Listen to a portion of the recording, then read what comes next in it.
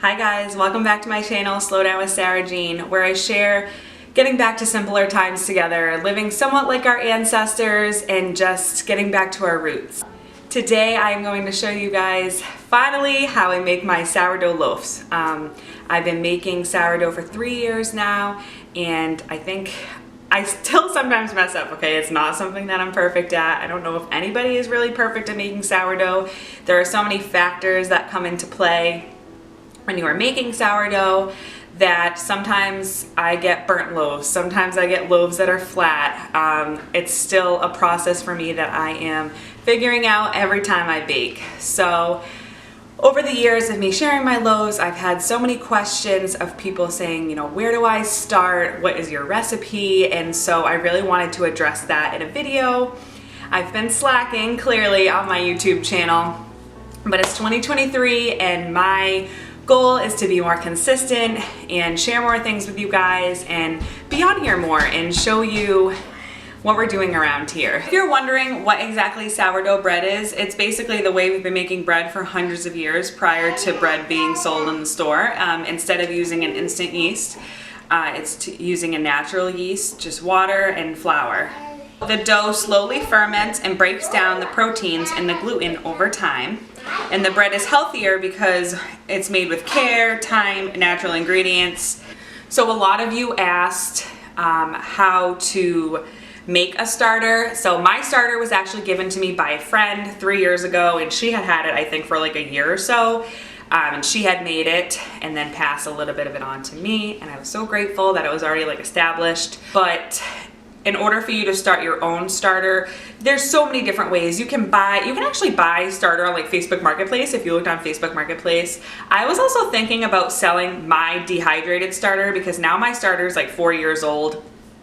Like I said, because it was passed down to me by a friend. And I was thinking about selling it dehydrated and then giving you directions on how to rehydrate it when you receive the starter. I don't know, that's just something I've been floating around in my head. But in order to start your own starter, I will go ahead and put in the description box exact directions on how you would start your own starter. So today we are gonna make a sourdough bowl loaf, which is one of those pretty artisan loaves. And to tell you the truth, those are really easy. I know how my starter works, how to time it, and that's another big thing that you guys have asked me is what is the timeline, you know, from taking your starter out of the fridge, because that's usually where mine lives. You know, if I'm baking a couple things a couple days in a row, I'll leave it out on the counter. But for the most part, when I'm done with it, I feed it, put it back in the fridge, and it stays there for about a week until I'm ready to bake again. So a lot of you have asked for a timeline, and I can give you my timeline, but I will say you're gonna figure out things on your own once you start baking. You'll know how long your starter is gonna take to rise. Like right now it's winter, so my house is colder. And so my starter is gonna take a little bit longer to rise than it would in the summer. So like yesterday I fed my starter, I think like in the late morning, and it was just now ready for me to bake the next day because it's been so cold, and it's like, you know, it was like 20 degrees out. So obviously it's not 20 degrees in my house, but yeah, so it just took a little bit longer for it to rise, but in the summer it just takes a couple of hours and it's ready to bake. So it just depends on the temperature. Also, if you have like a wood stove or if you have a fireplace and you put the starter next to that, it would rise faster. If you put it in your oven with the light on, it would rise faster. So there's so many things that come into play. Let's get to it. So like I said, today I'm gonna share with you my recipe and step by step how I make my sourdough loaves. I'm gonna make 2 loaves today, so my recipe, I like to double, and what I do is I'll either give a loaf away or I will just put it in a Ziploc bag and freeze it. Sourdough freezes really well, which, I mean, it's not gonna taste like a super fresh loaf, but what I do is when I take it out of the freezer, I run it under some water, throw it in the oven on 350 for like 10 minutes, and it's warm and it's crusty and it's just good as new. It's not fresh out of the oven like you would the day of cooking it, but hey, for knocking two birds out with one stone and making 2 loaves at a time, it works for us. And you know, then you also have a loaf in the freezer for if you want to make like a French toast casserole or croutons or breadcrumbs or whatever, you have that loaf ready. Or like if you're bringing a dinner to a friend and you want to just grab out a loaf out of the freezer, there's just like so many endless opportunities with it. So that's why I do 2 loaves at a time. I just feel as though it's easier for me and it fits better into my lifestyle that way. Things that you will need to begin making sourdough. You're gonna need a kitchen scale, just a regular kitchen scale. You can find them on Amazon. I'll link which one I have here in the description box.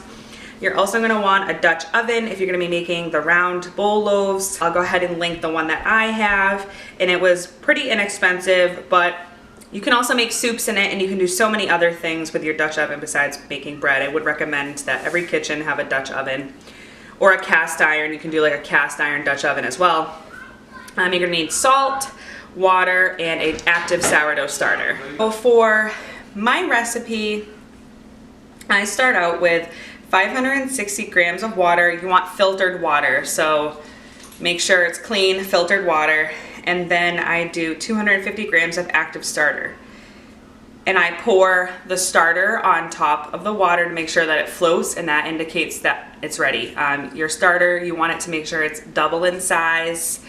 It's nice and bubbly, and also that it floats on top of the water. And it'll become like nice and milky and bubbly. And then I go ahead and add 800 grams of flour. You can use bread flour. Just make sure that the flour is unbleached flour.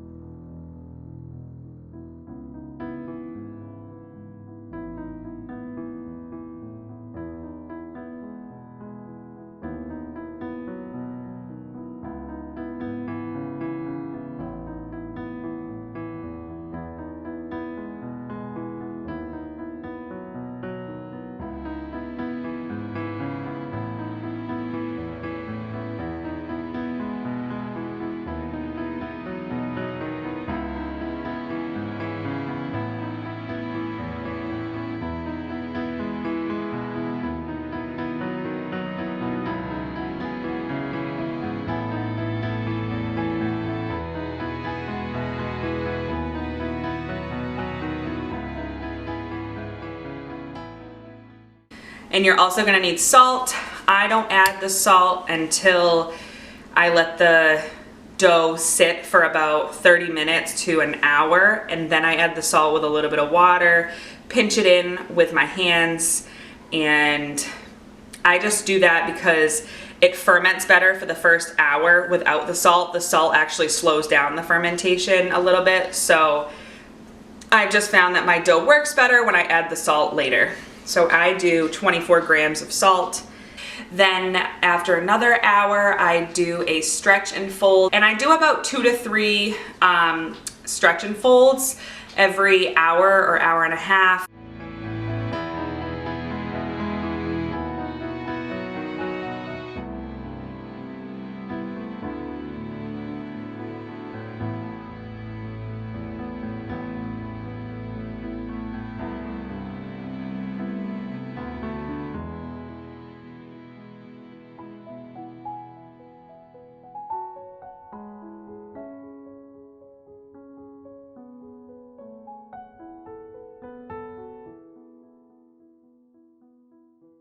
And then I let the dough sit on the counter from anywhere from 4 to 8 hours.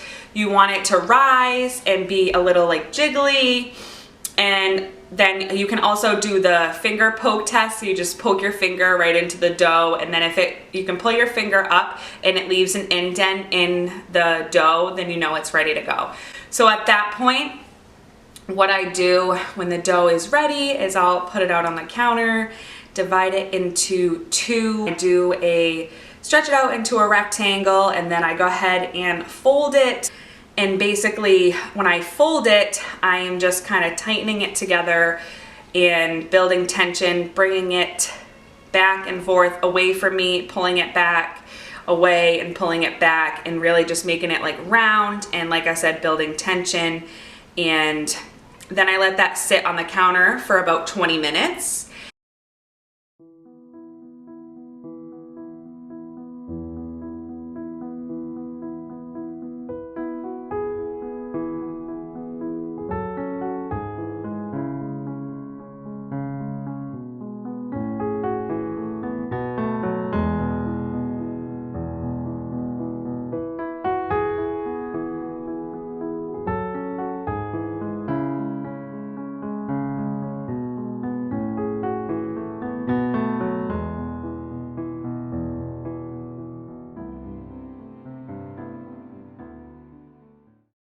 And then I go ahead and put them into my proofing baskets.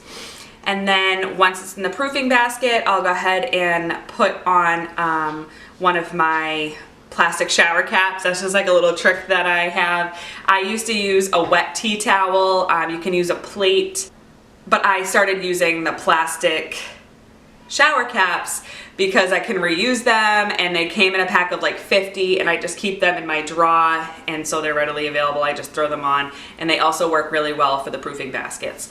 And then once they're in the proofing baskets, oh, I should also mention that I flour the proofing baskets too, and then I put the dough in the proofing baskets and I put them in the fridge. Now, the whole thing about sourdough is that you can like make it work with your timeline. So if you made the dough and you didn't have time to get it in the proofing baskets that very day, you could actually put it in the fridge and it would slow the fermentation down. So I actually put my dough in the fridge for the second fermentation of it sitting in the proofing baskets. I put it in the fridge and I let it sit there for 1 to 2 hours. That's if I'm baking it the same day. If I was gonna be baking it the next day, that's completely fine too. It can stay in the fridge until the next day. After it's been in the fridge for 1 to 2 hours, I go ahead and put it on a piece of parchment paper. I put a little bit of more flour on top, just brush it on, and then you can score. For the purpose of this video, I'll do simple scores to show you guys. You can get very intricate with it. It's totally up to you. But just like a deep score so that the bread can rise, and also like, you know, the little scores, you wouldn't just go as deep to go ahead and make a design. I preheat the oven to 450, and I put my Dutch oven in the preheated oven for about a half an hour, or just while it's preheating. And then I take my parchment paper with the dough on it and I put it inside of the Dutch oven. I also usually throw an ice cube inside of my Dutch oven because that will create a lot of steam and also help the bread rise a little bit more. I put my cover on and then I bake it for about 20 to 25 minutes. Now this all depends on your oven too, so the timing can be completely different. It could be 20 to 25 minutes, it could be 30 minutes. You just kind of want to make sure that your dough has risen before you take the cover off. So I do 20 to 25 minutes, start out with that, take the cover off, and then I bake it for another 15 minutes so it gets nice and crusty and golden brown. I also, with my oven, I have an electric oven. I sometimes have issues with my bread burning, so I will put some cornmeal on the bottom of my Dutch oven, or I will also put a piece of tin foil on the very bottom of my, or the very bottom rack of my oven, so that the heat doesn't exactly hit the bottom of the loaf and it doesn't get like blackened. So yeah, then when you take the bread out of the oven, you can go ahead and wait until it's cool. I know it's gonna be really, really hard to wait, but you wait until it's cooled down and then you can cut into it and enjoy it. Oh my God, there are so many ways to enjoy sourdough, and it's so good for you. It's good for your gut. The fermentation of the bread happening over that long period of time is so much healthier than regular store-bought bread. I really hope that you guys learned something from this and that you look into the benefits of sourdough and why you would want to cook sourdough. We use sourdough literally multiple times a week in our house. If you're not already subscribed to my channel, please go ahead and hit that subscribe button. I'm trying to put out new videos at least once a week. We'll see how that goes, but if you're into natural lifestyle and cooking from scratch, I hope that you will go ahead and subscribe to my channel and stay tuned for what's to come. Thanks, guys.